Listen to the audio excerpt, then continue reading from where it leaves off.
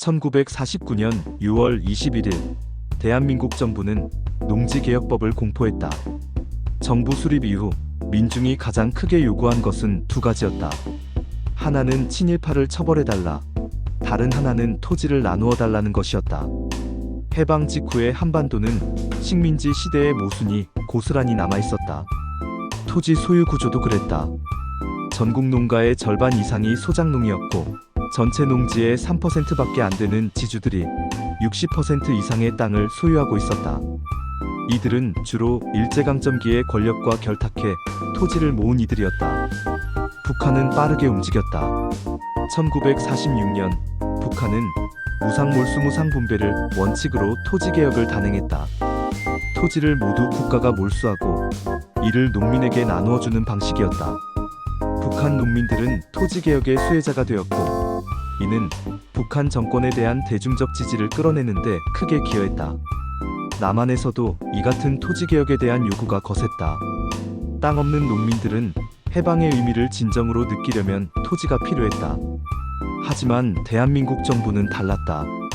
이승만 정부는 유상매임 유상분배를 원칙으로 삼았다. 정부가 지주로부터 땅을 사들여 농민에게 파는 방식이었다. 정부는 농민에게도 토지대금을 장기 상환하도록 했다. 겉으로는 토지 소유 구조를 개혁하는 것처럼 보였지만 실질적으로는 지주의 재산권을 인정하고 이들의 손실을 보전해주는 구조였다. 이는 이승만 정부가 당시 사회의 기득권층, 특히 친일 지주 세력과 일정 부분 타협했기 때문이다. 농지개혁법은 일단 소작제도를 폐지하고 자영농을 육성한다는 명분을 내세웠다. 최대 소유 면적을 삼정보약 9,000평로 제한하고 이를 초과하는 토지는 매수 대상이 되었다. 매입 가격은 시장 가격의 절반 수준으로 책정됐고 농민들은 낮은 이자로 5년간 상환할 수 있었다. 하지만 이 과정에서도 문제는 많았다. 고지대나 척박한 토지는 제외되었고 지주들은 좋은 땅을 은폐하거나 형식적으로 소유권을 분산하는 꼼수를 썼다. 더구나 많은 지주들은 현금 대신 국채를 지급받았는데 인플레이션으로 인해 그 가치는 크게 하락했다. 남한의 농지개혁은 여러 평가를 낳았다. 한편에서는 토지 문제를 제도적으로 해결해 한국 사회의 안정에 기여했다고 본다. 농민들에게 토지를 나누어 준 것은 사실이며 이로 인해 소작농 비율은 급격히 감소했다. 소작농 사회가 자영농 사회로 바뀌면서 농촌의 계급 갈등은 어느 정도 완화되었고 이는 곧 한국 자본주의의 성장의 밑거름이 되었다.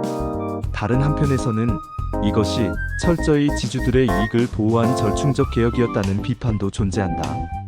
친일 지주 세력의 경제적 기반을 무너뜨리지 못했고 결국 이들은 해방 후에도 정치적, 경제적 권력을 유지했다. 북한의 무상몰수무상분배 방식이 지나치게 급진적이었다면 남한의 유상매임 유상분배는 지나치게 온건했다는 평가다.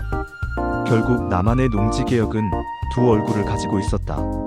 한편으로는 해방 후 최대의 사회개혁이었고 다른 한편으로는 기득권과 타협한 절반의 개혁이었다. 1949년 6월 21일 공포된 이 농지개혁법은 해방 공간의 모순과 타협, 그리고 대한민국이라는 국가의 초기 성격을 그대로 드러내고 있었다.